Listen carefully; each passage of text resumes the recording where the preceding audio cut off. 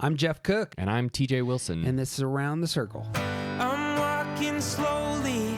I'm taking my time. All like a talking is starting to rhyme. I'm letting go of lonely, letting go of strife. I just can't get enough of this beautiful life. The Enneagram is a map of the human personality. It's a tool for navigating relationships. It creates language for what motivates us and helps us look at the way we look at everything else. Most importantly, the Enneagram's a mirror because sometimes you need help seeing yourself. My name's Jeff Cook. I'm a philosopher in Greeley, Colorado. With me is TJ Wilson, a businessman, lover of theology, and Enneagram ninja. Hello. My man. Hey. So we haven't done this before, but I have always wanted to jump into the big books, my favorite books in Enneagram world, and do some work. Yeah, you've been pitching this to me for like 5 years. At least. To go even a step further, my favorite styles of books are annotated books. These aren't very common, but it's essentially books that print somebody else's book, and the whole book is commentary. Sure. So they have annotated versions of Frankenstein, for example. And so it's essentially just the author prints Mary Shelley's stuff and then just comments on every other sentence or every paragraph. So they do this with Alice in Wonderland. They do it with The Hobbit. Lots of fictional stuff, annotated books. They're like Bible commentaries are essentially this. It's just annotations on scripture. My favorite two books really are one on are annotated versions of Aquinas's Summa and Pascal's Pensées. Love the hell out of the Pensées book. Favorite book, worst title ever. It's called Christianity for Modern Pagans, but it's just a dumb title. So good. If you've never read Pascal and you want something that will literally blow your mind and maybe mess you up for a couple weeks, it's by Peter Kreeft. It's just a phenomenal book. I love the hell out of it. My version also has the added bonus of Augie tracks, which are 3-year-old children markings that find their way through the book. Yep. And so it's just, so the question of what do you save if your house is burning down? I'm grabbing that book. Sure. Not Augie. Not the dog can suck it. Grabbing the book. My favorite Enneagram book is very, very short. And as I was thinking about it, I was like, you know what we're going to do with this podcast? We're going to do an annotation. Perfect. It made my heart so happy. I get that. I do that with a lot of TV shows and movies, but really I want to hear the people who made it talk about it. That's actually it. Like director's commentaries for movies. Yep. Is exactly that. Yep. It's the artist annotating the thing that they did. We're going to do a deep dive into Don Risso's Enneagram Transformations. For my money, if I had one Enneagram book, I'm stuck on a desert island, this is the one I would choose. It's not because of its length or its content. It's because of its beauty and it's because of its wisdom. And if you've been to one of TJ and I's seminars, sometimes we will hand this out just as a gift just because it's so good and it's actually fairly cheap. You can find used versions for like $6 or $7. And half of those used versions are ones that you've given away. So, do you got a favorite Enneagram book? You're stuck on a desert island. I suppose it's different. Not, like you're stuck on a desert island. You get to pick one Enneagram book. Is different from, what's most meaningful or what you learned from the most. What are you choosing? Yeah, I'd probably pick Beatrice Chestnut's Complete Enneagram. Yeah. Boasting in that book the other day. I like that one a lot. Just to prime the pump a little bit. Next year, buddy, it's year 5. We gotta do it. Got to talk about instincts, and we're scheduling to do that in the spring. But if you need a Christmas gift to give to yourself or to somebody else, actually, buy a box of them and just hand them out to people. Put them in stockings. It's real small. Enneagram Transformations is incredible. In fact, I kid you not, my copy, which I bought used, is for Liz, Merry Christmas 1993, Peace, Kate. Oh, cute. Just in case you're out there, Kate, Liz bailed your book as well. So you're not the only one. You and I can start a support group. Lastly, by way of my overly long setup here, you and I have not added a lot of content to the Start Here podcast. You're familiar with the Start Here podcast. I am. That's one of our other feeds for people who need to learn more about the Enneagram before they can really dive in. If you're just jumping into the Enneagram for the first time, we got the tool for you. It's called Start Here. It's not the ABC one. That's right. ABC News, they do other things. Start Here is, we have like 20 or so episodes up for people who are just getting into Enneagram. I think I'm going to upload these next 3 episodes, not because they're basic. I think the stuff that we're going to talk about may be some of the best material to consume if you are mistyped or if you have a friend who's mistyped. We're going to go through each of the types, as you'll see in turn here, and affirmations for them, things that each of the types need to release. And my gut says that if you are wavering between 2 types, when you hear some of this material, it will really pop in a way that exposes mistyping. Yeah, there's a sense of like these are so simple, but they're so sort of like a lot of the material in this book sort of like just cuts to the point really quickly. And if you don't feel something by going through it, then you should probably check out a different type. So I think I noted the title. The title of this book is Enneagram Transformations. It's by the great Don Riso. Don Riso was Russ Hudson's partner forever. Don Riso was a 4, Hudson's a 5. This was a book that Riso wrote on his own before, I believe he died of cancer a few years back. I really know nothing more about Riso aside from the fact that he's really a pivotal figure in the 80s, 90s Enneagram world and writes kind of this definitive text that has kind of a psychological kind of angle on it. Do you know anything else about Don Riso? I don't. I know a very simple sort of cursory knowledge. I know that they taught together, they worked together, they formed the Enneagram Institute together and wrote the Big Blue Book. And they were one of the big names of moving the Enneagram from this sort of super spiritual kind of world into a little bit more mainstream self-help type stuff. Yeah. Another Stanford guy. So Dr. David Daniels is Stanford. Helen Palmer's Stanford. This is another Stanford guy. I imagine just around that time, apparently this kind of took hold in that area during that time, and it still holds up. Yeah. But the Blue Book is officially titled Wisdom of the Enneagram.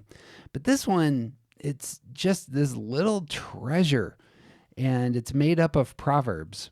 And I already expressed my love of Pascal earlier. But the writing here is writing proverbs to each of the types, telling them what they have permission to release and what they have permission to affirm.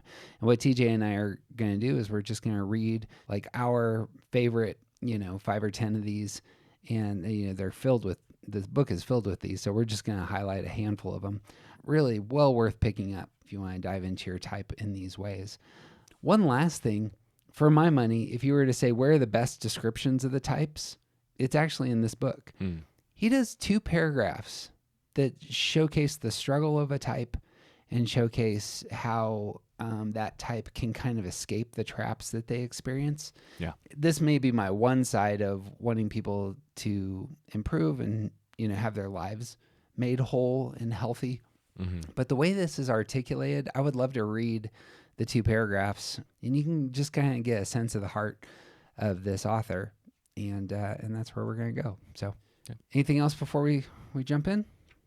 Just another quick plug for this book. There's a lot of what some people call devotionals or studies or like meditation type things that people have crafted and put together about the Enneagram to help people work on their own type and different things. And this one feels to me like an excellent, very simple meditation that you can come back to over and over again. There's 25 releases or affirmations for each type, and it's the type of thing where there aren't a lot of rules, so you can do it however you want, and it's simple, but like I said before, it cuts to the point really easily. So, yep. We're going to start with the heart triad and jump into the twos. We'll go around the circle. We're going to spend 3 episodes doing this and just kind of sip this like the fine wine that it is, and enjoy the hell out of it while we're doing it. So, Riso does give names to the types. A long time ago, you and I talked to Hunter Mobley, and we asked him what his title was for each of the types, and he's like, you know what? I go with the numbers. Mm-hmm. And that's kind of been the thing for us since then, is we just go with the numbers. But sometimes just having a pithy description can be helpful. So I'm going to read his description, and then I think we can just walk through these paragraphs. They're really delightful again. So starting with twos, he calls twos the helper or the caring, nurturing type. And he says, remember, the twos try to escape their fear of being unloved by constantly doing things for others. They see themselves as thoughtful, well-meaning, and generous, although others may sometimes see them as intrusive and self-deceptive. To get others to love them, twos believe that they must always be selfless and virtuous, so they sacrifice their own needs and desires for the good of others. If others still do not give twos the love they want, their disappointment and anger must also be denied and repressed. Thus, twos become caught between feeling love and feeling rage.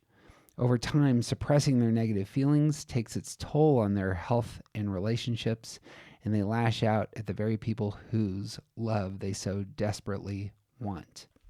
I'm going to save the second paragraph for a second, but sometimes typing through those kinds of, here's your struggle, is a great way to come to typing yourself. Yeah. But is there anything that you hear there that just popped for you? I like the juxtaposition of love and anger, because I think that's something that most twos probably don't want to admit about themselves. But if you feel this sort of tension of like wanting love and like trying to express love, but also feeling angry about those relationships, like that might be a good thing to point to you being a two.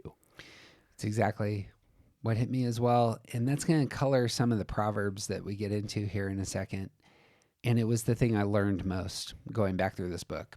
Yeah.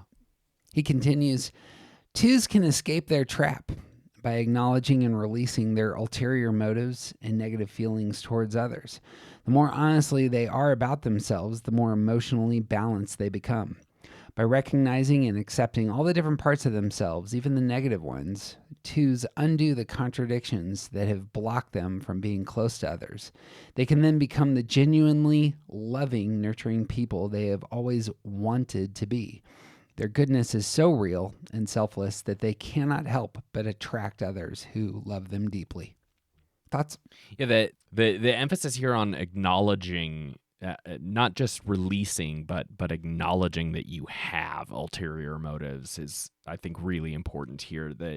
Like if you want to become a more whole person as a two, you have to recognize what's driving some of that behavior. Yep. And yeah, it's really easy to see twos and from like understanding twos a little bit myself as a 9, like this sense of like wanting to be helpful, to be sort of a servant to others. It's really easy to ignore yourself, and that is at your own detriment, and becoming okay with the realities of who you are is a big part of growth.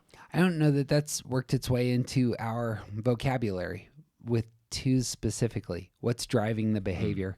Obviously motives about that, but it's different here for twos. It's like that. This needs to get named and exposed in a different kind of way, because you do want to be loved, and what's driving the behavior that you have comes from a different place than the other types. Mm-hmm. Yeah. Twos, more than any of the other types, I feel like do fulfill that kind of, you often need to put aside some of your motive in order to have your motive fulfilled. Yep. That happens for all the types in different ways. I suppose for myself, I see that most clearly in twos. Yeah.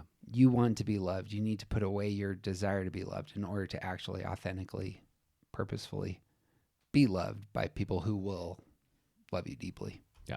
I like that.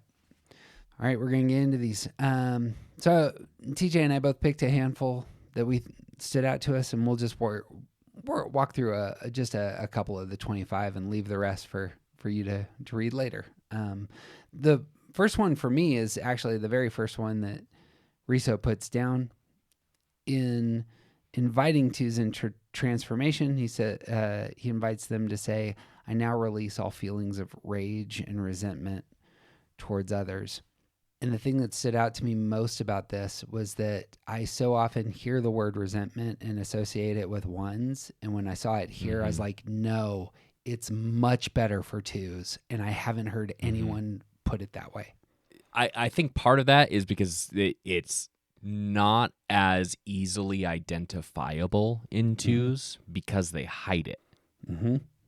The underlying emotion of when somebody doesn't receive the love you offered in the way that you desire them to receive it, that is the fruit. Like resentment's a great word for the sort of emotion that's going to pop up for you. Agreed. And the rage, the anger that would come from not feeling loved. So for twos, the invitation to just release those feelings, healthy practice. And again, that's something you got to become aware of. Can't control how you feel. You can control what you do with your feelings once you have them. Yes. Naming them, saying, now I'm entering the space I call resentment and rage. I need to do some work. This is energy and it needs to go someplace and not remain in your heart. Right. It's part of who I am and I'm going to release it. What was the first one that stood out to you? The first one was number 4. I now release the fear that I am unwanted and unloved. That feels core. Yeah. And again, this cuts to the quick. This is the a foundational issue is that the twos don't feel like they are lovable, that they are worthy of love, that people actually want them around. And part of growing away from that and part of getting to a spot where you do genuinely feel that is by releasing the thought that you aren't. We did a series a while back called Shadow, and it was just about like what we think disintegration looks like for each of the types. It starts with the thing that we fear. For TJ and I, it's like fear is actually that first step down towards the dark side, as it were. That's what I see here. It's the language of fear. This is the first step towards becoming unhealthy as a two. And so just being able to name, I fear being unwanted. I fear being unloved. I need to name those because it has such power towards really bringing out my worst self. Bang. My second one to back up was number 3. He says, I now release all attachment to feeling victimized and abused. And if you were just to say that, I would associate that with 4-ness. Now, you and I have done a lot of work on the low side of our security number, and that's what I hear here, is that sometimes sometimes we just don't feel good in our skin, and we reach towards our security number, but we don't do so in a healthy way. And so for twos, if they feel like they are being constantly victimized and abused, it may be the case that's an unhealthy move towards your security number, and you're picking up some of the negatives there in 4 space. That's kind of what I heard there. Well, and I think it also, in that same sense of fear of being unloved and unwanted, it's unfortunately easy to let yourself become attached to some of your defense mechanisms. And part of how some people do that, I'm not saying all twos are doing this all the time every day, but part of a real unhealthy expression of that fear is by attaching yourself to the feelings that point to it. Yeah. And this seems to me like a very sort of 4-ish move that this is what makes me feel safe because I understand it. And if I just see myself as a victim, then I move from that place into earning other people's protection. It's going to be all over Riso's language, but the idea that I'm attached to feelings is going to be true of 2s, 3s, and 4s. Mm-hmm. And it's just worth naming here that I like that phrase. Yeah. And that, you know, I need to release at some level my attachment to unhealthy feelings. Mm-hmm. The other thing that hit me here is that this feels very external. The feelings are of being victimized and abused, but reactive types, 1s, 2s, and 6s, all go external with their energy, and it just had that kind of, you know, the negative side of stance, I suppose, is what I was intuiting here. Sure. That somebody else is abusing me, somebody else is making me a victim. It's my experience of the people out there making me feel a certain way. Yeah.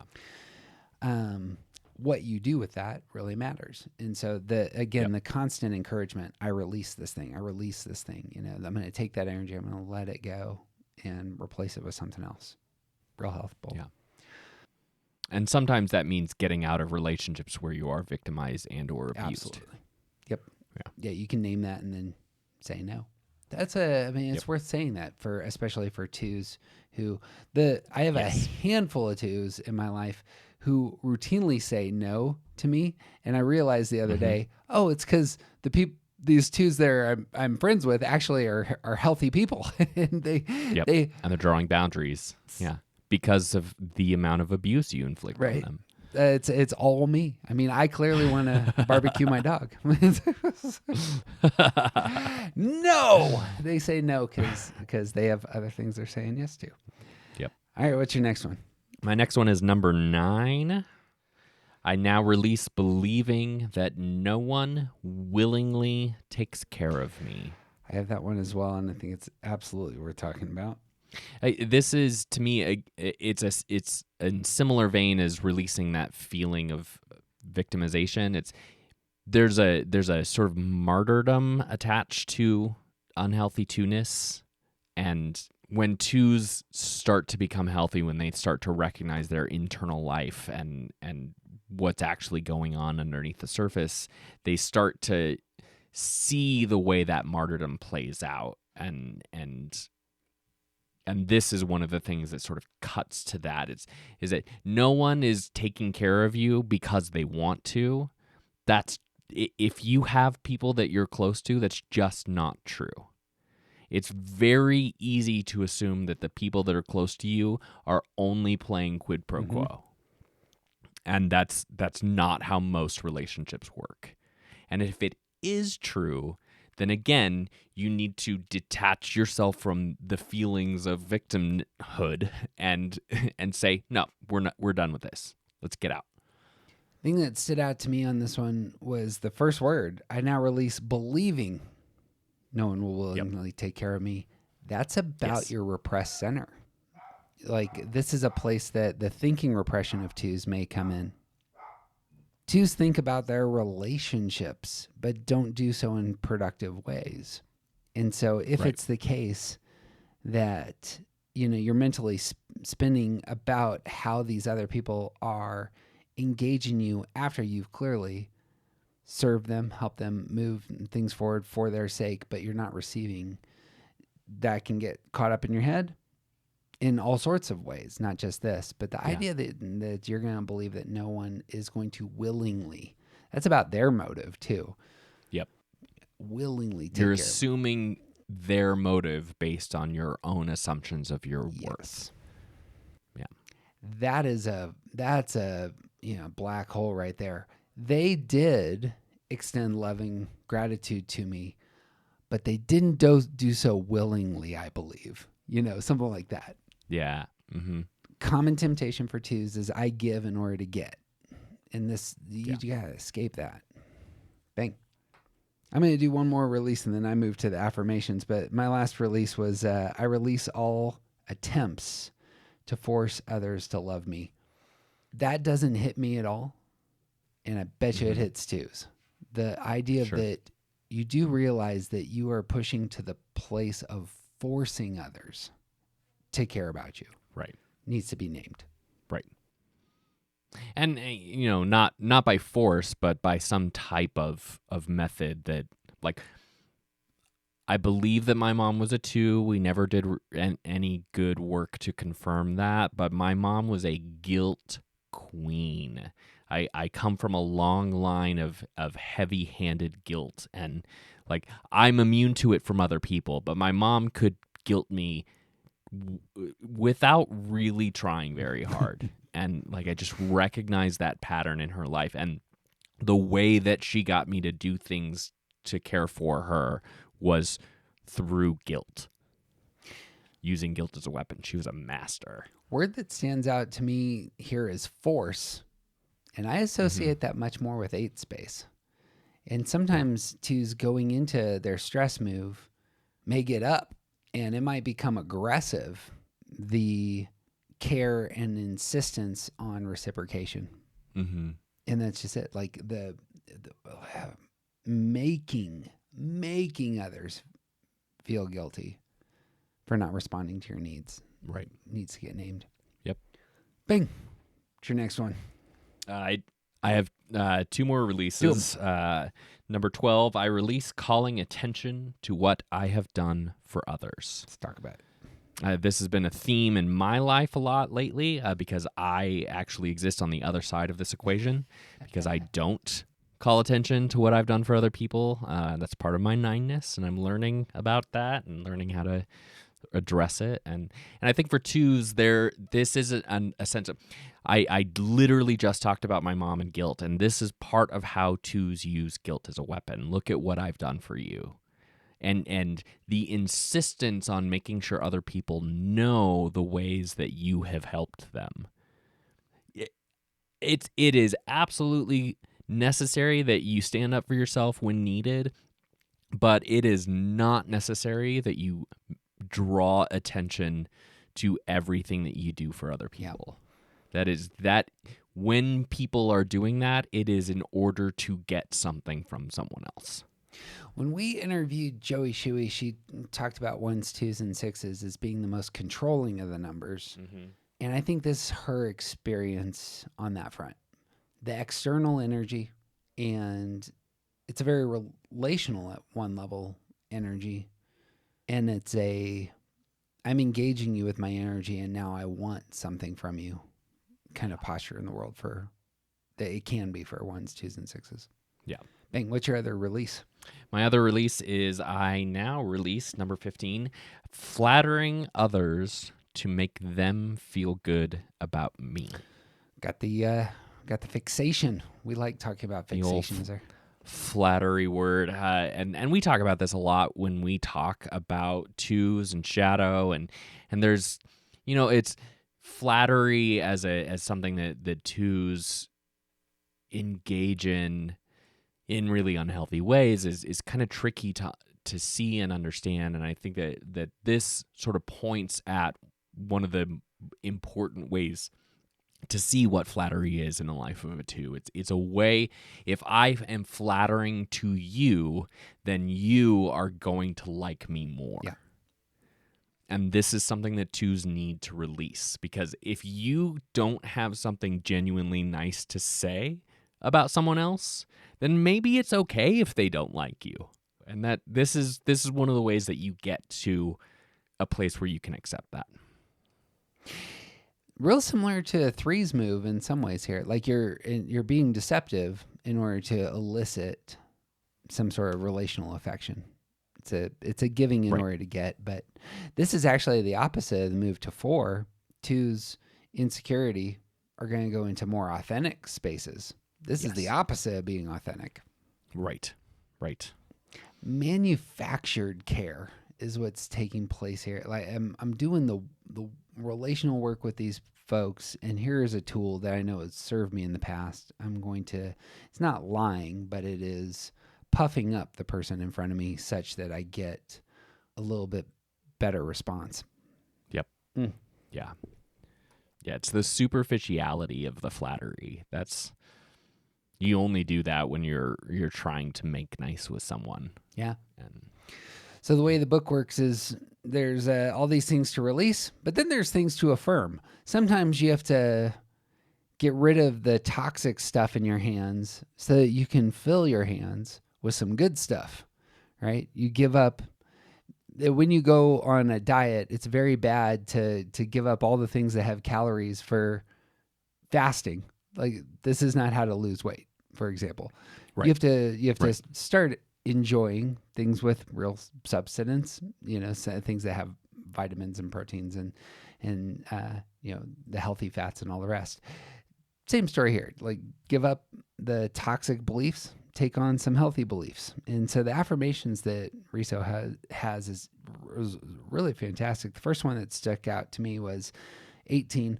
I now affirm that I am clear and conscious of my motives. And the thing that strikes me there is this too is being invited to look inward, which isn't necessarily the natural posture for twos. Right.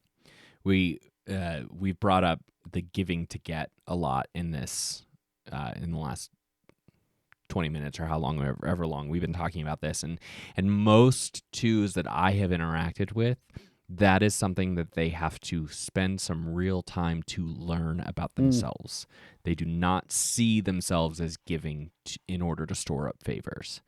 And once they do realize that it's happening, they can look back and see it all over the place. Right. There's so much about twos that they are ignoring about themselves in order to focus on others. And this affirmation is about looking inward. It's about paying attention to yourself. It's about knowing what you want and why you want it and what you're doing about it. Love it. What's your first affirmation? My affirmation is number 22. I now affirm that I nurture my own growth and development. Notice where the work is going there. It's so often the two is working on behalf of others. Yep. And self-neglectful. Mm-hmm. And this is not a good way to be in the world. It is okay to do things for yourself. It is okay to work on yourself. It is okay to draw boundaries against someone else in order to protect yourself. You are worth your own attention. A tool here for twos, I think, is you got both your wings will really help you here. 3-wing and your 1-wing can really give you some, here's the goal, here's what improvement looks like. Let's name that inside of yourself. Like what in you can move forward. So if you're focused on growth and development for yourself, name some stuff, where you want to be, where you're going, take an inner inventory, give yourself some energy. Yeah. Boom. My next one was, I affirm I'm lovable for who I am. That just needs to get stated. And I bet you it is not necessarily internalized all that often for twos. Right. But twos, you're lovable for who you are. Not just what you do for other people. Right. To me, that's a written in the fog on the mirror in the bathroom kind of message. Yeah. Just like, see that every day. Yep. And let that become an internal mantra that just you carry around with you. Temptation for all the types we're talking about today is going to be, I am what other people think about me. And that's just you can get a lot of joy out of that. You can get that may be a support at times, but if you can't be comfortable in your own skin and see your value outside of what you've accomplished in the lives of others, your appetite for the love of others is just going to be insatiable. Mm-hmm. Bang, what's your next one? I don't have any more. My last one, and I it's always the case, Riso lands with kind of slam dunks, I found in this book. Like, he saves the best for the last. So if you just want to jump to the last one, it's often quite good. But the very last affirmation, he says, I now affirm my gratitude for all that others have given me. I love this as a posture for twos in saying that others actually have reciprocated my love. Mm-hmm. And it's almost as though somebody is very strong in this space. If you're able to look and say, you know what, this person really did something amazing for me, and I'm so thankful for it, that strikes me as a self-actualized person in that space. Yeah. And I think there's multiple dimensions to all of these. I feel like with real time as they sort of unfold and become bigger than just these words on the page, there's going to be multiple dimensions to them. And this one in particular, it's gratitude, it's all the things that others have done for me, but it's also the sense of this touches on the fact that you have to receive what others give you. And I think that's another thing that twos sometimes struggle with is receiving compliments, receiving care, receiving genuine love when they feel like they don't deserve it. And this is a space where you receive other people caring for you and not as a back payment. Yeah. I think this is difficult, I think, for ones, twos, and sixes. The external focus makes giving ones, twos, and sixes compliments very difficult. You can give it to them, but sometimes they don't land because it's just flattery or well, their energy is going outward, and they don't pause to move inward. A lot of these affirmations, if you read down this book, are going to be very internally focused. And notice what that's doing for the two. The internal focus is inviting them to use some of their security number. Mm-hmm. That's not about independence. It's not. It's about, here's some of the tools you got it for, and you can enjoy some of these. If you get in touch with your own heart, how other people feel about you. That's some. I don't know. That's what does it look like to use your security type as a tool? I feel like that's where that is for twos. Sort of put yourself back into the equation. Yes. Your emotions matter and should be dissected for a minute. That's a security move for twos. Yes. All right, we're moved to threes. Let's do it. Riso calls the threes the motivator. To pause for a moment. I think that's a great name for threes. Feels like the type of thing a three would name threes. There are threes that aren't necessarily this person. But I think I think threes in general have this gear. Yeah. So even self-protective threes can say, okay, it's time to get up, and I'm going to talk something into the people around me. Mm-hmm. Riso calls them the success-oriented pragmatic type, which obviously we've detailed in other podcasts. Riso says, remember that threes try to escape from their fear of being rejected by seeking the affirmation of others through personal excellence. They see themselves as competent and worthwhile, although to others they may seem attention-seeking and arrogant. I love that double-handed comment there. Threes don't. If threes sense that others are not responding to them, they begin to project an image that they believe will be more desirable.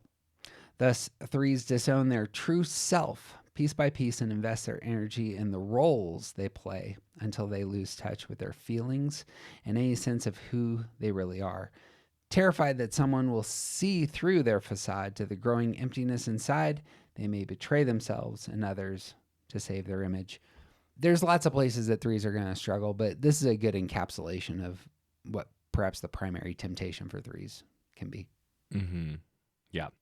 We talk a lot about image, and there's a sense of protecting the image at all costs with threes sometimes, and that means you might do something that hurts a friend or betrays what you've said before in order to make sure that the image is protected in this particular instance. To build on that, the idea that kept coming up in my mind as I was reading through Riso's work on threes is the idea of the imposter syndrome. Mm-hmm. Syndromes are interesting. We've talked about this in the past, specifically in our fantastic deep dive into the villain syndrome in our villain series on twos.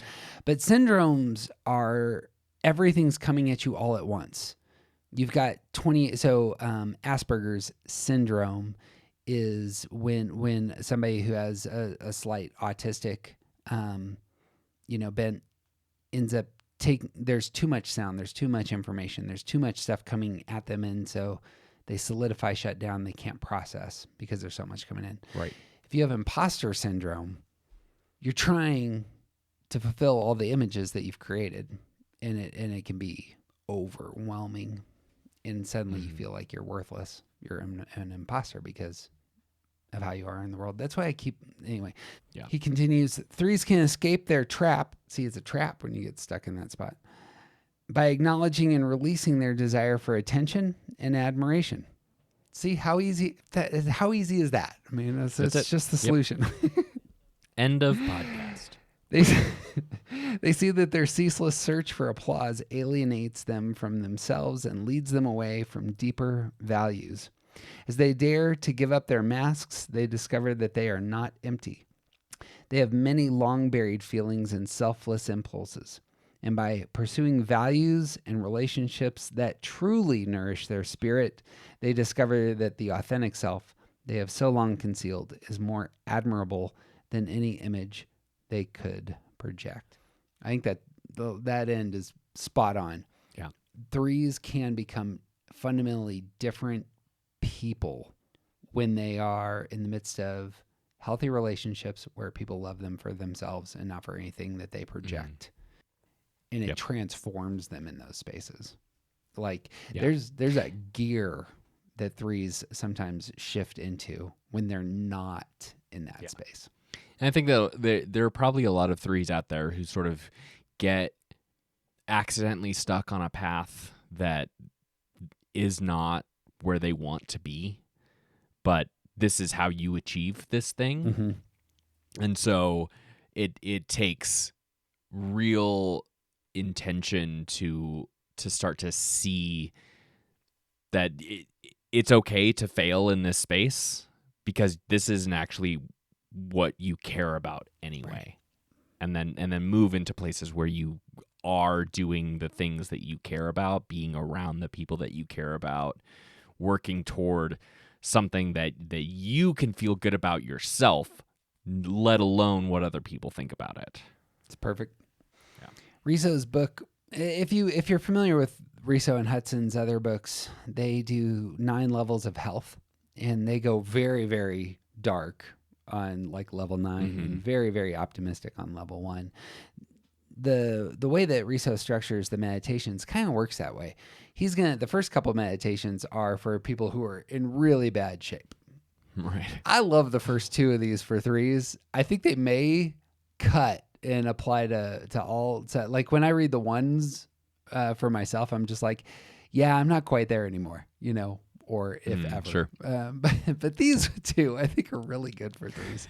I'm going to just read the first one. I now release being obsessed by my hostile feelings towards others.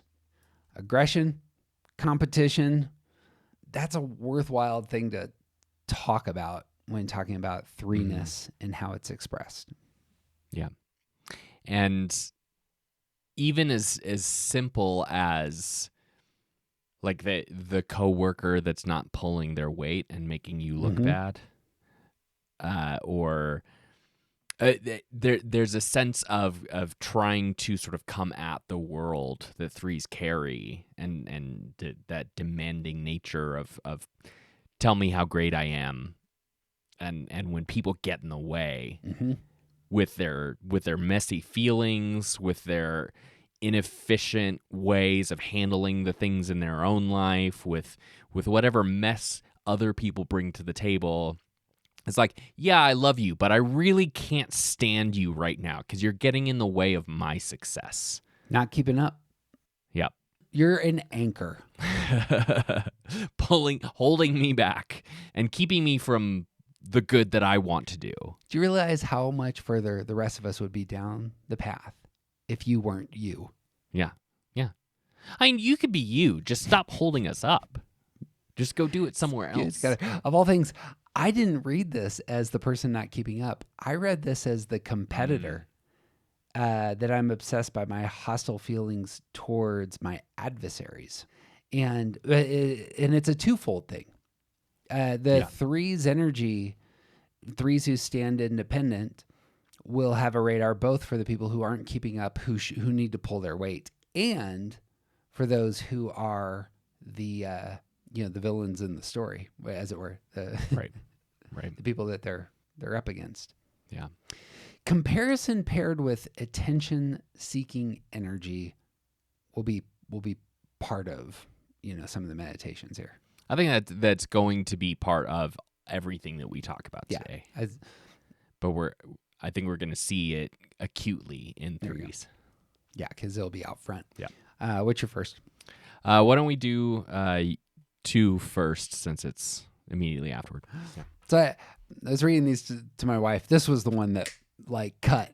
It was like I promised her that one of these will get you. Risa says, I now release believing that sabotaging others will make things better for me. That is an assertive way of being in the world and in relationships. And that's about meditations, in my experience. It's not always about execution, although it can be. But it's like, how am I going to undermine this clown who gets in my way? Yeah.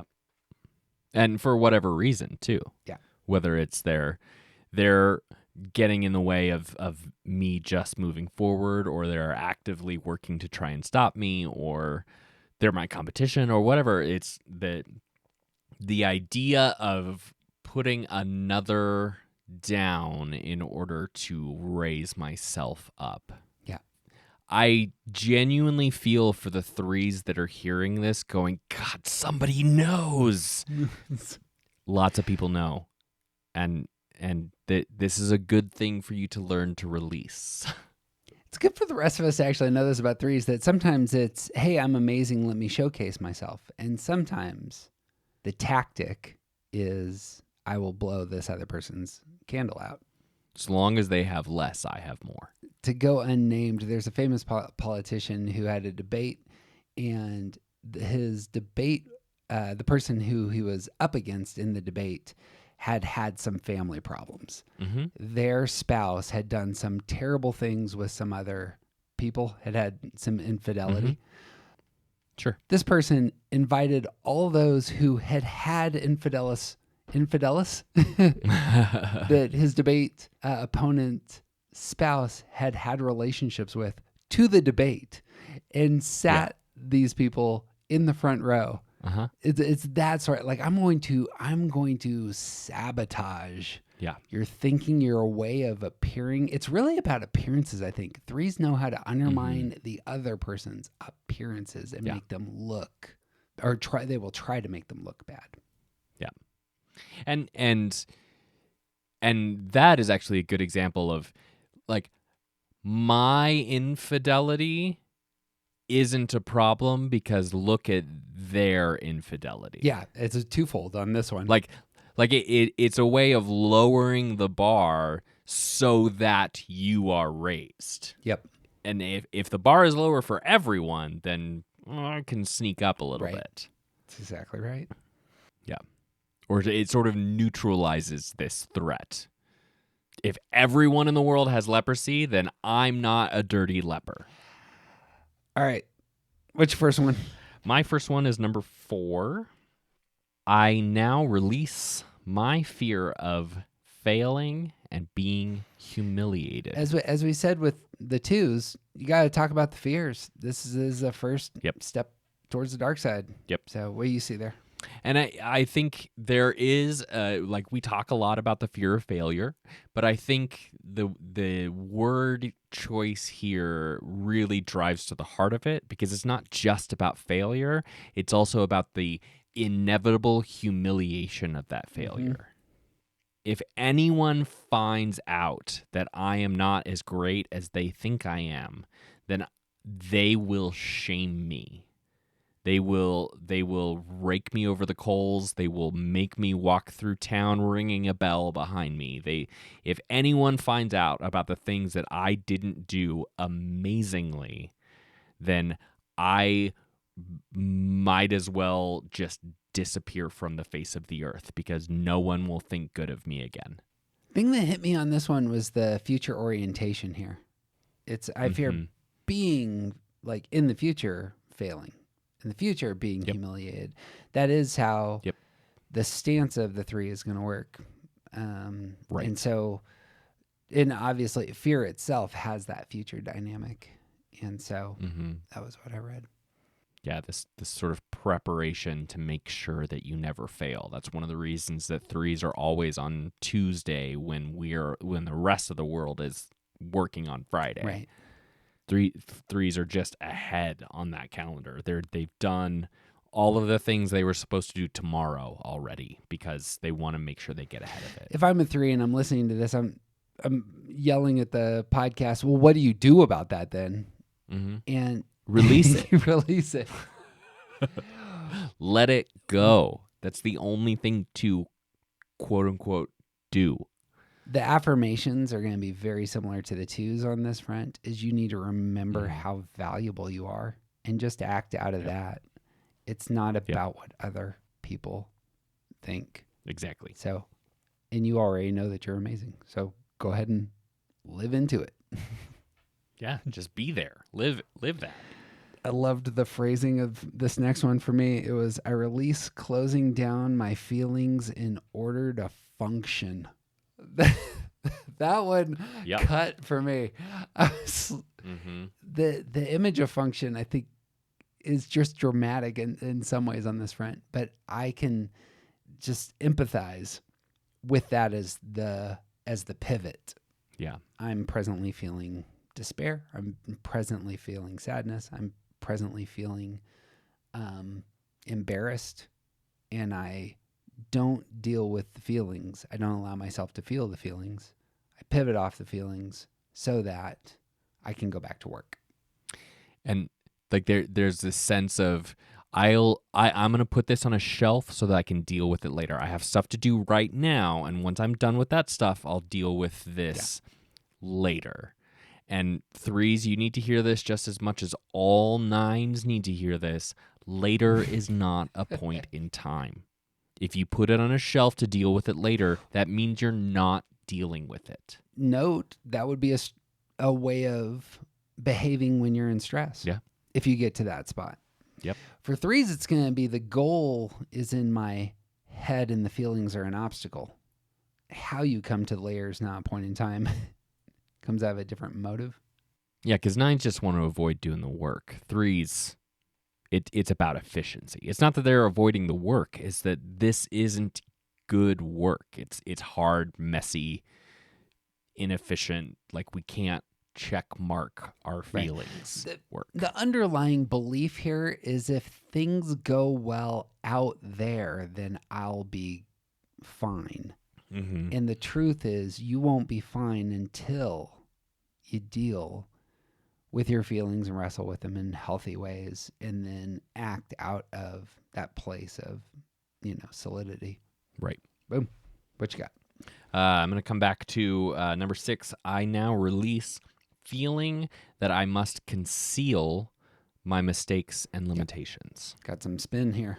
And this is a good way to sort of phrase the fact that, like, everyone has mistakes and limitations, and 3s reframe. They conceal. They hide. They deceive. They sort of like pivot away from. Like, there's all these ways, these tricks to make sure that nobody ever finds out about my mistakes or the things that I did wrong, or we move on from it so quickly that we never talk about it. And this, just like sometimes you put the wrong date on something and you show up to an appointment at a day early. Like, some mistakes happen and everyone experiences them. And there's literally no one who expects you to be perfect.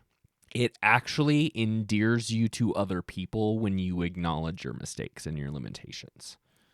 To circle back to something that we said earlier, I assume for all of us, you don't want to overshare to all the world on these fronts, but you need relationships where Sure. you can be forthright, honest. And I mean, sometimes you do need to say, I really screwed this up. Right. But having safe relationships where you can say, these are places that I made a mistake and they weigh heavy on my heart. Yeah. Or this is where I feel inadequate. Those can be those are great relationships to have. Well, I think it's also like the word arrogance was used a lot in the description, and I have this sort of natural hesitance to use that word when talking about threes because I don't want threes to immediately run away from me when I use the word arrogance. Mm-hmm. But if you encounter someone who says, I am the best in the world at all the things, you have one of probably two reactions. One is that person is an arrogant jackass. Mm-hmm. And like when threes present themselves as being perfect and limitless, the rest of us don't see a person that's perfect and limitless. The rest of us see a person who is either about to crash crazy hard or someone who doesn't deserve our time because they're so full of themselves. I can't deal with that. And I'm going to walk away. Right. I have just one more release. I liked this one. I release attempting to misrepresent myself and my abilities. And I suppose when I was thinking about imposter syndrome, this was the one that really came up for me. Mm-hmm. I am what other people think about me, and therefore I need to spin my achievements and my aptitude. Yeah. And there's a I can't remember the exact wording for what I'm specifically talking about, but there's a sense of exaggeration that most threes carry with them. And it's not that I did 10 things over the weekend. It's that I did 100 things over the weekend. It's not that there were 50 people at the event and 50 is a great number for the thing that you were doing, but it's that there were hundreds of people at the event that you were throwing. There's this sense of exaggeration to how threes communicate, and this is part of the deception. This is part of the my next release is actually the grandiose. I release the grandiose expectations I have of myself. And there's a sense of grandiosity about how threes need to present themselves. If you were really that amazing, then clearly it would have fruit. Yeah. So many people would come out to celebrate your thing. And if a lot of people did, great. Say the amount that did. But the insistence, the unconscious move to exaggerate everything about yourself to make it just seem a little bit better, or even just I've heard such silly and small exaggerations from threes. It's like, okay, well, like I don't need to call that out because it doesn't matter, but I can see that these people are not exactly truthful about the details of their lives. And it makes me hold some type of skepticism whenever they tell me stuff. And rightly so. So your exaggeration of your accomplishments is actually having the exact opposite effect of what you're trying to do. Yeah. Anyone close to you is gonna know when you fabricate. Like, they just do, if anyone's close to you. Yep. And you could fall into one of two pits here. Like, one, everybody around you knows you're lying and they don't care, which means they really either don't care for you or they're so intimidated by you that you really don't have any friends or loved ones. Right. Or you're constantly bouncing and just lying to new people, and it's only going to last so long. In both cases, you don't have any friends or anybody that loves you. Right. And then when you exist with that, when you carry that around with you, eventually you start to expect this grandiosity of yourself. I got to keep up with the story. The release of that expectation can do nothing but good. Yep. Because you can't live up to your own fabrications. Yeah. and no one expects you to. And letting go of that is going to do wonders for your life. I mean, one of the true joys for threes is when you actually live, surrender all that, live out your authentic self. And then you suddenly realize when people actually do give you the legitimate, this is incredible. Or, the threes and family members will say, like in families, like threes seldom can spin. Right. But if you like have the authentic love of a kid and you're a three, like that's earned. Yeah. And I also think that this opens a door to be able to accept praise for things like the different angle of something. Yeah. So it may not be the case that you threw an event that thousands of people attended, but the 50 people that did attend were really impacted by it. Right. That is something that is praiseworthy. But if your only goal is the grandiose thousands of people came to it, then you're obviously a failure when that many people don't show up. Yeah. There's a lot of ways that threes are successful that they weren't aiming at it, so they don't see it. And releasing that expectation helps open the door, open your eyes to be able to see that even though it wasn't what you thought it was going to be, it can still be something meaningful, impactful. Like the work that you're doing is still good.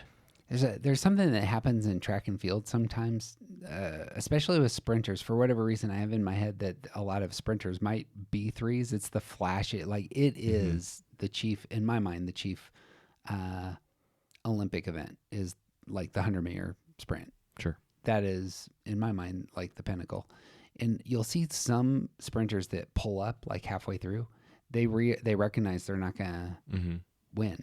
Sure. And like halfway through, they're like, I'm not going to win. What do I do? And I pull up because injury gives me the excuse. Whereas like coming in second or third in the world is an admirable thing. Yeah. You're probably a full second today. You're probably a full second ahead of Jesse Owens right now. That is a name that I recognize. Didn't beat the guy on the right or the woman on the right. And it happens all the time. Sprinters pulling up with an injury. Those guys got massaged for 3 hours before that race. They didn't get injured. Or it's very, very, very, very unlikely, I bet. Right. We've been doing a lot of work on the passions here recently, but envy, deceit, and pride that 2s, 3s, and 4s struggle with, they all are emerging from comparison. And that deceit, the underlying thing to deceit on a lot of these fronts that we've been talking about, it seems to me it comes from, I'm going to get my value from being better than the other person. Yep. Or get my value from the opinions of others. Or back to going back to what we've already talked about. I'm going to get my value by lowering others. Right. If I can't actually raise myself, I can lower others. It's still a comparison game. So my first affirmation, this is just the opposite side of the coin, that I affirm that I have value regardless of my achievements. Yep. Straightforward, very difficult for 3s to get here. What does it look like for you to affirm your own value separate from anything that you achieve? You got to find that spot. Yeah. That people want you around, people care about you, people want you in their lives, call you brother or sister or friend or whatever else, because they like you, not because of all the things that you're great at. Can be one of those great things that happens when your world falls down, when a 3 is actually exposed or has something terrible happen and they're in the news, or whatever it looks like to experience humiliation. But then you have people who genuinely care for you in those moments. You find out who your friends are, as it were. But there's something real there. That's what it is. It's what's the reality that's actually been created, prior. Right. If the only thing that you have in other people's lives is that you increase the bottom line, then you are replaceable. But that's not why we actually have relationships. You might be replaceable to your boss. Yeah. You're not replaceable to your sister or your spouse or your children or whatever else. Well said. One of the people, it's a real interesting relationship. I don't know why we always, it's me.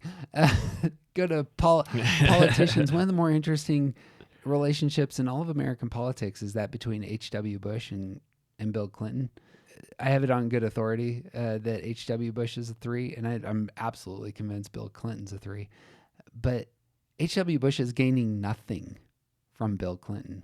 Right. And after Clinton had left, the presidency, those two struck up a friendship where Clinton, I believe his dad died early, and then he had, a knucklehead as a stepfather.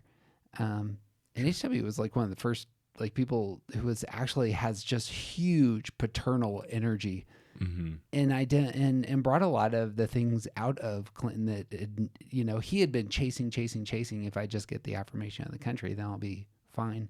And just in his story, it just so often seems like it was that relationship was one that was genuine and targeted, and you're not going to impress me, kid. I had that job, right, kind of stuff. And I just love the hell out of that relationship. Anyway, I like that.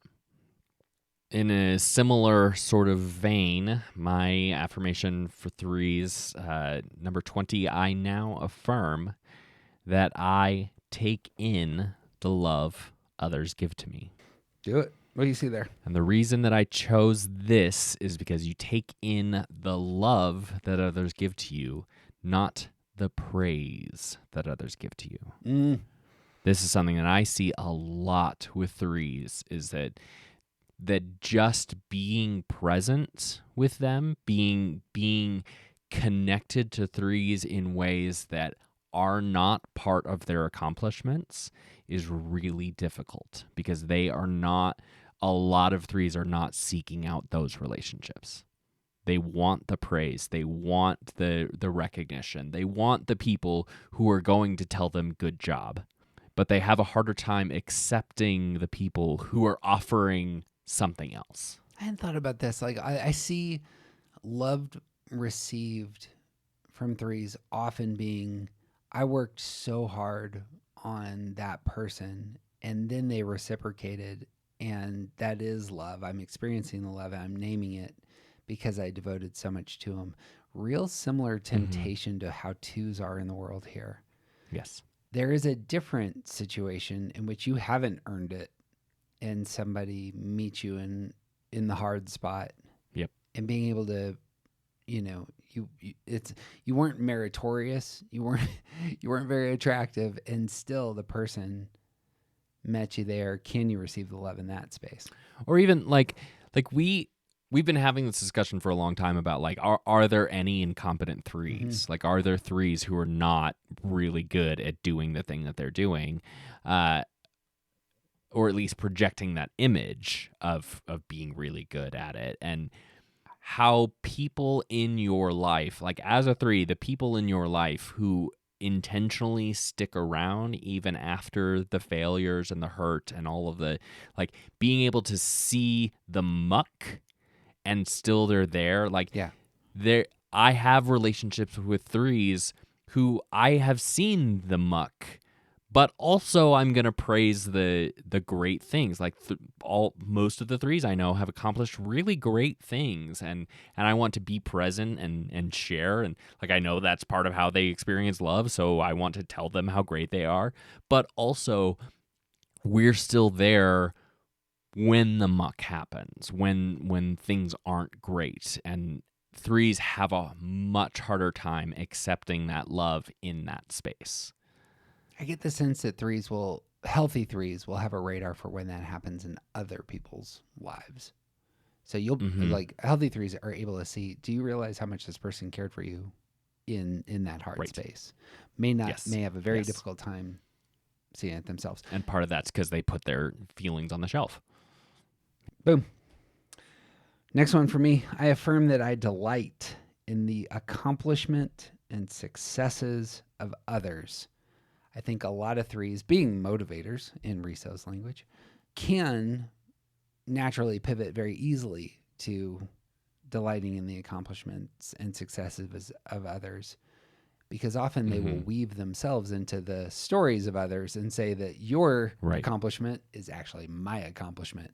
Right. There is a next level, and this is the road to security, it seems to me, because you can get some 6 experiences here and use some 6 tools. The loyalty that you have to others, and seeing if you're able to pivot and authentically elevate others' triumphs, regardless of what you did.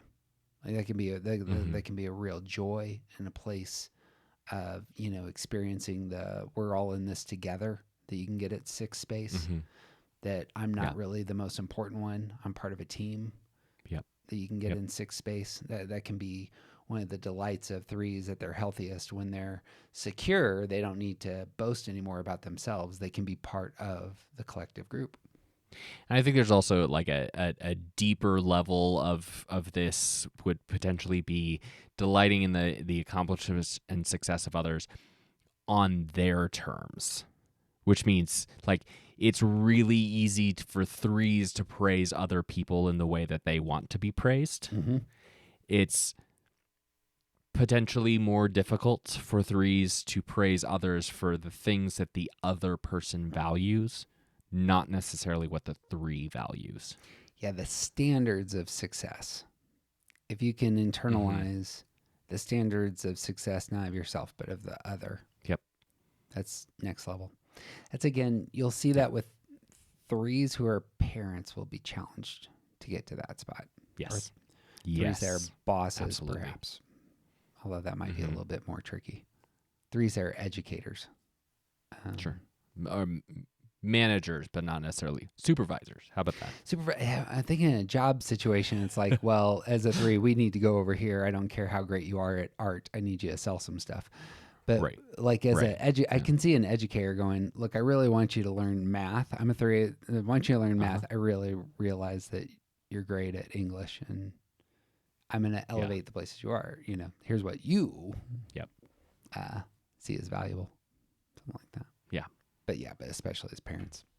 That's what I got. You got any more affirmations on the 3s? I got nothing more for 3s. Bing. Let's move to the 4s. Again, Riso is a 4, and so a lot of these, they're, unfortunately or unfortunately, when you're talking about your own type, you hit a different gear. We all use our own lens when we're talking about our types.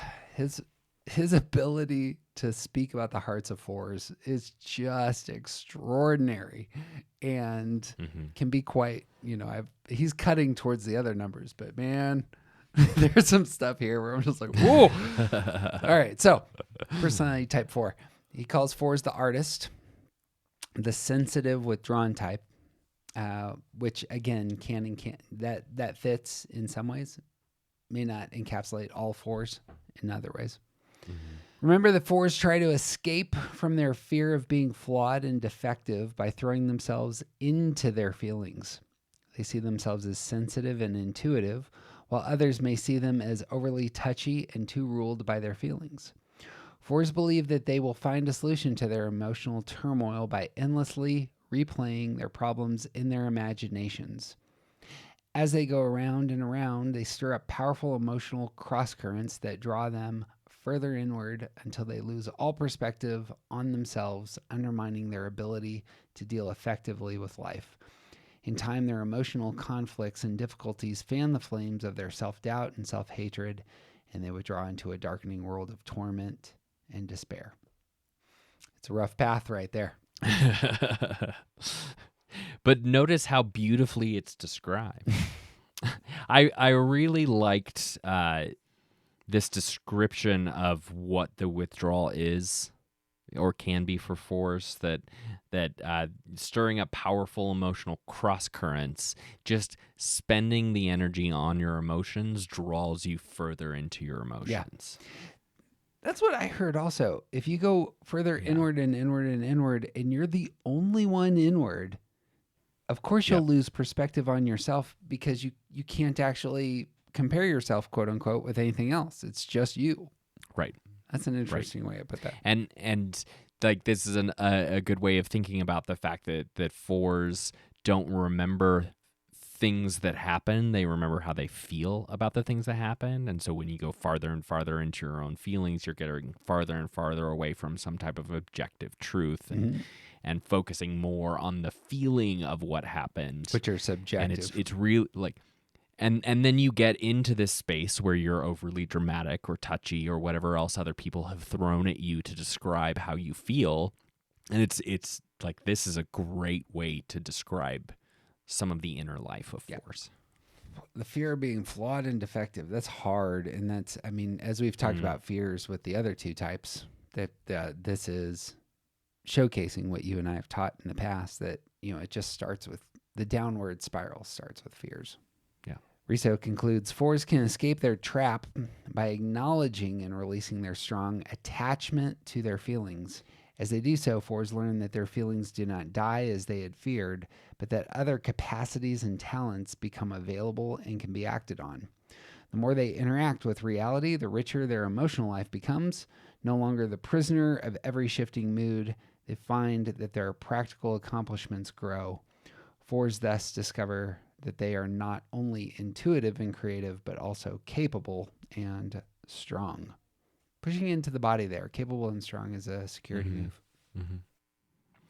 And I think it's also like a presence move. Yeah. It's like it's really easy for fours to be in this place where they identify so much with their feelings because they have spent all of their time inside the inner library of how I feel about any given situation, and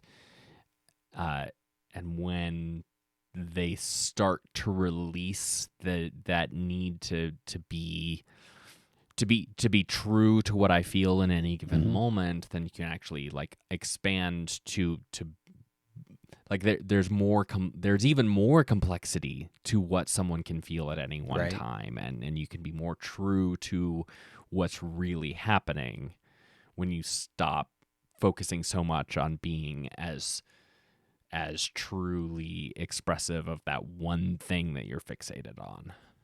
I'm saying this to myself, but to Enneagram teachers out there who are not fours, this is a four speaking to fours. And you'll notice there's just no condescension here. Yeah. In terms of, it's so easy to kind of condescend towards fours in terms of where they struggle.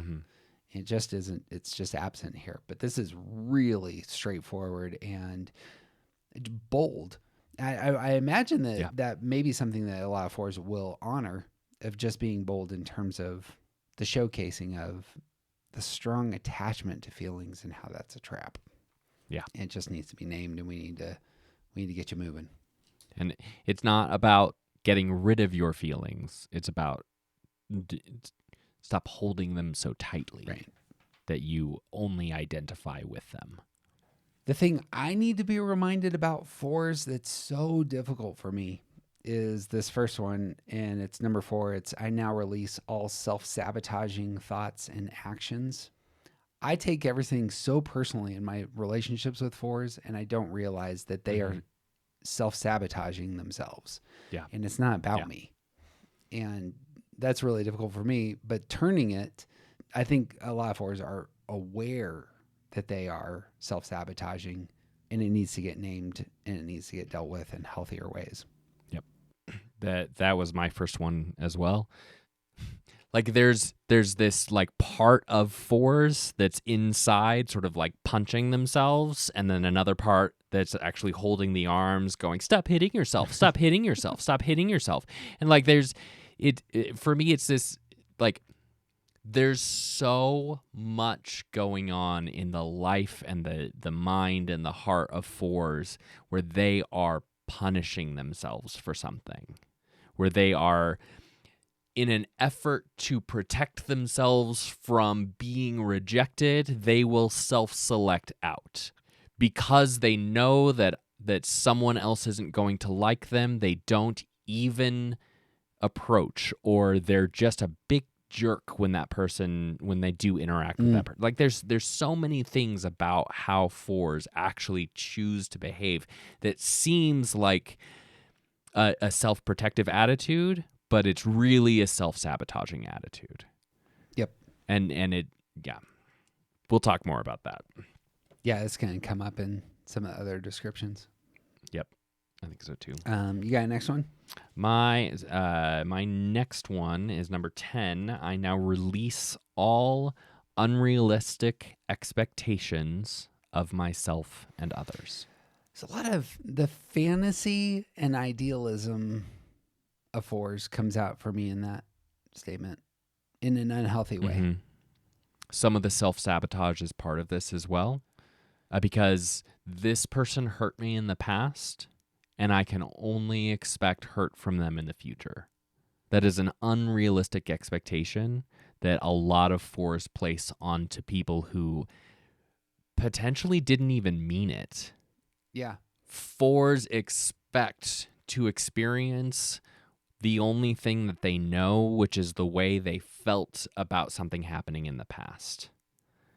And so when you sort of rewrite the reality of the situation, the circumstance, to be about how you felt, you move forward expecting how you felt again in the future. And oftentimes that is an unrealistic way to, like, it's divorced from reality. Someone may have wronged you, but that wrong is not necessarily going to happen over and over and over and over again. And walking through the world expecting only that is, like, you're doomed to live in sadness. Yeah, that's right. Applying the lessons of the past in that way to other relationships, it's gonna keep you stuck in your emotions, as it were. And that addictive quality of, well, the past is something real and true, and for 4s very potent. Like it doesn't matter how bad that relationship went in the past. Like, this is a place that's got some depth to it, and I'm gonna just make my home, and that's, soup. And it's the only thing I know. And that's not true either. Yeah. Compounded by this affirmation that sometimes these are like the unrealistic expectations add to that. That's a filter through which you're seeing your relationship with your dad, or your relationship with that girl, or with, whoever, with that lover. So they may not have actually done anything quite as wrong as you're feeling, but the unrealistic expectations amplify. Right. Yep. If you expect disappointment, then any disappointment you experience is doubly disappointing. Right. I don't have a specific one here, but I want to throw out 3 words that I need to get into my vocabulary in terms of understanding the hearts of 4s. And it's defective, misunderstood, and the feeling that people always let me down. Those all kind of go together in a soup. And releasing those feelings of being defective, feeling misunderstood, feeling people always let me down. Again, you'll notice those feelings are intangible, but have a real reality if you hold on to them, especially as they're pointed at yourself in self-condemnation. Yeah. And we're certainly not saying don't feel that. Right. Just maybe hold on to it less. Release it was, I believe, maybe release it, if you will. Was the encouragement by this book. There's something wrong with me. Tangibly, I'm defective. Misunderstood is interesting because there's like this experience that, I gave myself to this other person. They didn't get it. And so that clearly says something about myself. Yeah. Shame is kind of dripping on a lot of this. Yeah. And coming back to the unrealistic expectations, like that, some people just aren't going to get you, and nobody is going to fully get you, and especially not immediately. Just having watched this, there are relationships that have a lot of potential if you can let that go. Yep. This is particularly true of the parent-child relationship.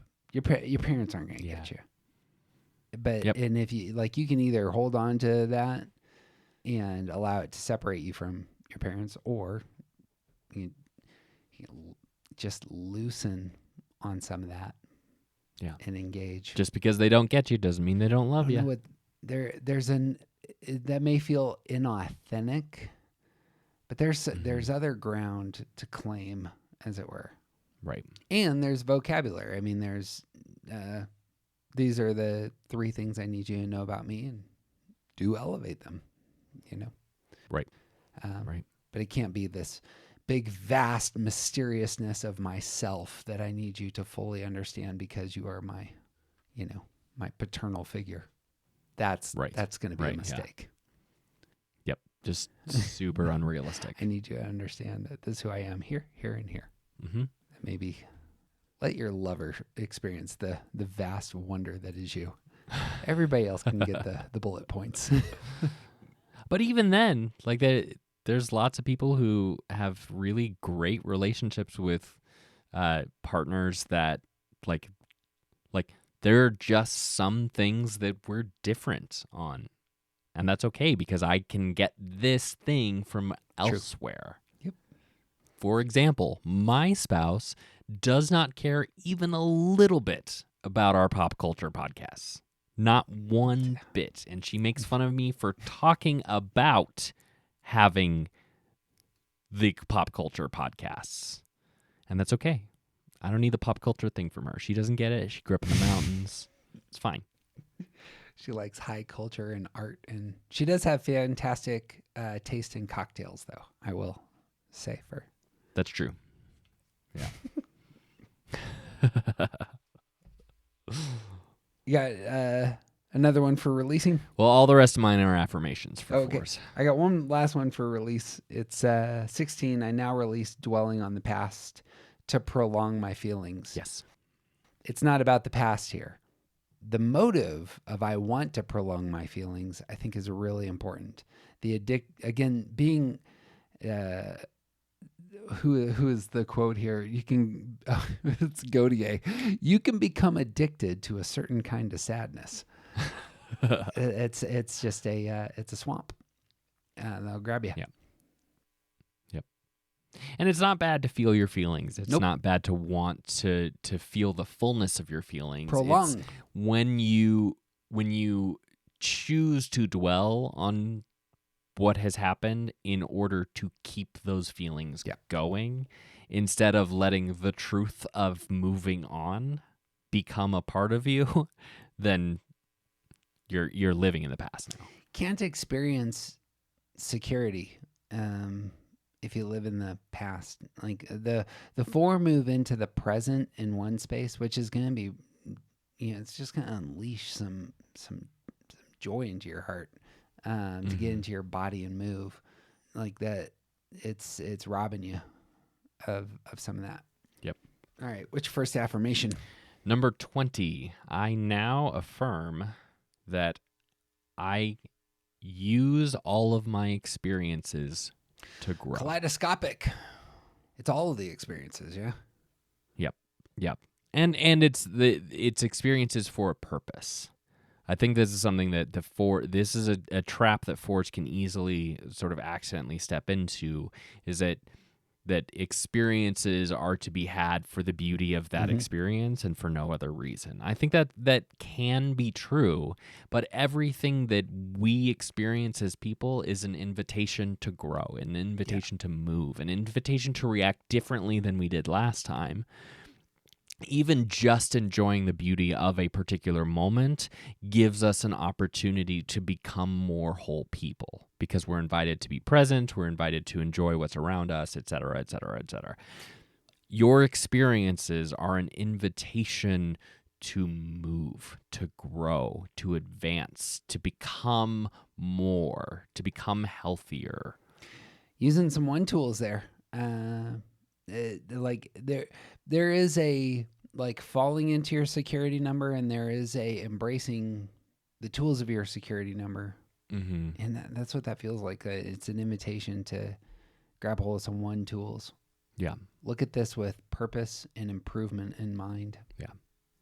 And to let the things that you experience draw you into the present instead of just being stuck in the past. Yeah, you can't be stuck in, if the feelings have efficacy in creating something, you're not going to be just dwelling in them.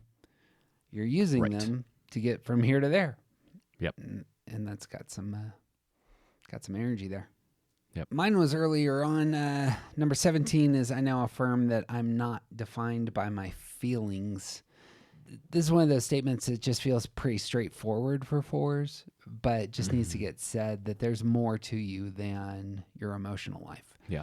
And your thoughts matter and your actions matter. And if you can't elevate the value of your thinking and the value of your action, you're not a whole person. You're myopic. It's only about my feelings, and I know that fours don't want to be myopic. That would be terrible. That'd be so boring. I also think that it's really easy for fours to identify so thoroughly with the feelings that they're sort of focused on in any given moment that they sort of become a different person and like are now wearing that identity. So I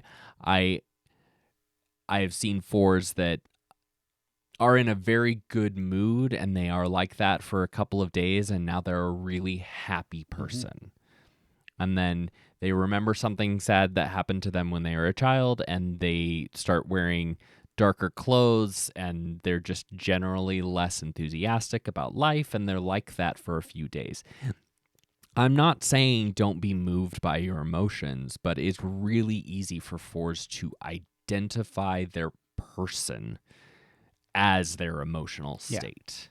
I am just a sad person. Well, sometimes you're not. You're not sad all the time. You may carry around a general sadness, but you're not sad all the time. The adjective there matters. I'm a sad person. I'm identifying myself with this qualifier. Yes. By the way, all of us have those sorts of temptations. I think I've commonly talked to others about myself as an active person. Yeah. But that's not who I am, and that Right. can be a dehumanizing descriptor. Right. I now affirm that I am free of the damage of my past. Feelings and the past, they just go together so much, and fours are obviously double in the feelings. They're taking the world in through their heart. That's a past-oriented, and they're responding to the world with the tools they have from the past. And so it's tricky to get out of the past, especially if you feel the power of those places where you got hurt. But characterizing your past as damage, that's a dehumanizing move. Yeah. I'm fundamentally flawed. Yeah. No. Again, to move back to that other affirmation, you're using your experiences to grow. If you don't have a growth mindset, an improving mindset, then you're going to get stuck in this kind of self-hatred posture. Yeah, this was one of mine as well. And for all of those things, and I think that like in the same way, fours can easily identify as the things that have happened to me. The ways that they have broken me. I'm a child of divorce, and like if I were a four, it would be very easy for me to carry that as like I am not a whole adult. I am irreparably a child of divorce. It's a passive way of being in the world. Yeah. And it's not to say that bad things haven't happened to you, and it's not to say that they didn't do damage. But when fours identify themselves with the damage that happened to them, then they get stuck in that place. There isn't movement forward. There isn't even an opportunity to heal that damage, because if you heal the damage, then who are you? You don't exist anymore. If you scrub dirt off of dirt, then there is no dirt. And it's not that those past experiences don't matter. They do matter. And they matter so much that you're going to give them value and going to see them as propellants to your better future self. It is so easy for fours to see the beauty in the brokenness around them. And it's harder for them to see the beauty that can come from the brokenness inside them. Right. And this is part of learning to accept that, learning to release the identification of that brokenness and affirm that you can be free from it. In your ability, I suppose here's a real glory that fours bring to the rest of us. If you're able to do that for yourself, you're able to do it for everybody, because fours can communicate that to others if they have that tool. Say Right. this terrible thing has its place alongside all the other wonderful things. Right. That it seems to me that equanimity is the high side for has that element to it. Yeah. Which is what brings me to my last affirmation. The final one in this piece. Do it. Again, acknowledging that he starts with the really hard stuff and ends with the really great stuff. I now affirm that I am bringing something good and beautiful into the world. There is a sense of ownership that this is your thing. There is a sense of participation because you are bringing the thing into the world. And the same filter that you use to see the beauty in all of the sort of mucky places around you needs to be applied to you as well. You are bringing something good and beautiful and necessary into the world. It's not just that everyone has their place, but your place in the world is part of making the world better. That was my last one as well, and I saw that as it's an active posture. It's when you believe that you're bringing something good into the world, it invites you to engage your body, get into your repressed center. So we have a good friend, Daniel Mothershed, who's been on our podcast. And some of the places that I see some of the best sides of fours and it is in his work. When he really gets into his theatrical productions, he creates amazing things, and just the passion's there, the energy's there, the humor's there, the all of humanity is there, and it's for the sake of the rest of us, and it's just a delight to watch that materialize. And that's in spite of problems and being hit and being knocked down and yeah, all of the mistakes and all of the things that have happened in his life have sort of brought him into this place. And one of the things that he does uniquely is sort of hold up that ability to showcase, like, bring other people into these worlds that they're creating on stage and to be believable at it. If he allows the self-doubt or the impression, the belief that he's misunderstood, or the long list that we gave here, if he allows those things to have power, he can't create. Right. It is when you overcome those things, the four can create the things they're made to create. Yep. Pull us into the world that they see that is such a benefit to us when we are in the presence of and have relationships with healthy fours. Exactly. Bang. That's a hard triad, my man. Yep. We did it. This series fell together out of nowhere, and I'm super jazzed for it now. Yeah, I know you're obsessed with this book, so when you said it, I was like, okay, I'm bringing nothing to the table, so I'll go along with whatever. And then I actually started looking at it and studying it, and it's like, oh yeah, this is gonna work. I'm excited about this. It's like, it may be the shortest book I have on my bookshelf in terms of like the actual word count has to be like around 6,000 words. It's very short. It's like a chapter of one book, but but it's so good. Right. Lots of thought, wisdom, and intentionality. It's funny you were bringing up earlier. You commented on how we've been talking about doing book studies of like some of the heftier material, and then the first one that we do is literally the smallest Enneagram book we have. Well, dear listener, don't be surprised when the next book we do is TJ's favorite book. When we jump into instincts and use a little bit of the complete Enneagram. Keep your interests. But if you are looking for something, just to be a kind of start the new year with some reflections, could not advocate for this more. The Enneagram Transformations by Don Riso.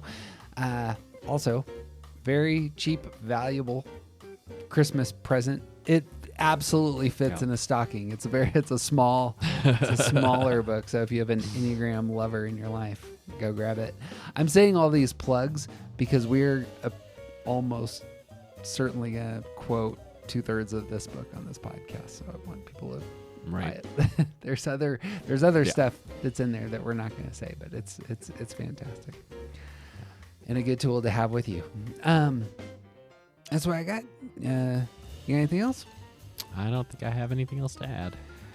Friends, it'd mean the world to us if you shared this episode, preferably with people that you love who are 2s, 3s, or 4s, or people who may mistype, who are 2s, 3s, and 4s. Again, I feel like this sort of material will cut through, and you either feel it or you don't. Right. And if you think you're a 4 and this really didn't hit you, probably not a 4. And so I think this can be very valuable on those fronts. Yeah.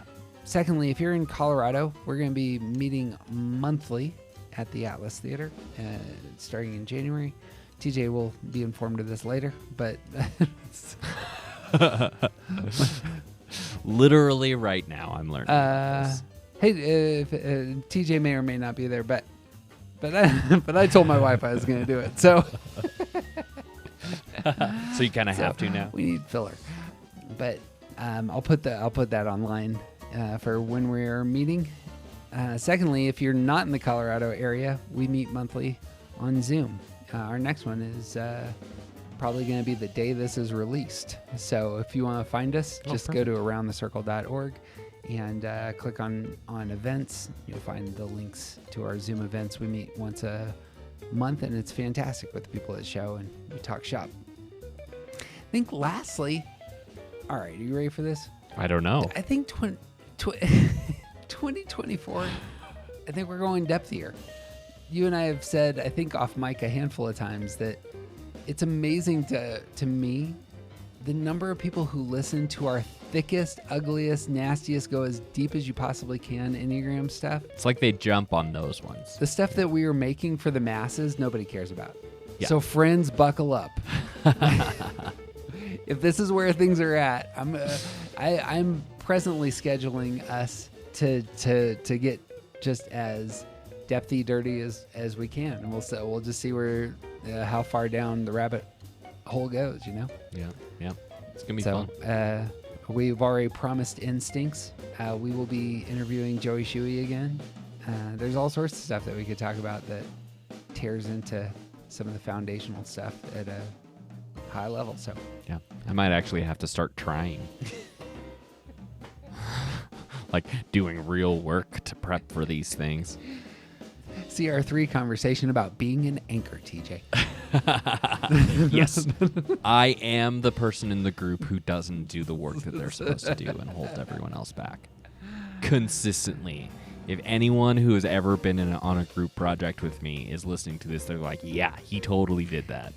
I'm terrible. It's TJ Wilson. He gets by on charm, natural good looks, and just kind of a quiet disposition there. And I'm really good at taking tests. That's the other way. And just supernatural ninja Enneagram abilities. And I'm Jeff Cook, and who you aren't isn't interesting. Especially if you can't compare with the great TJ Wilson.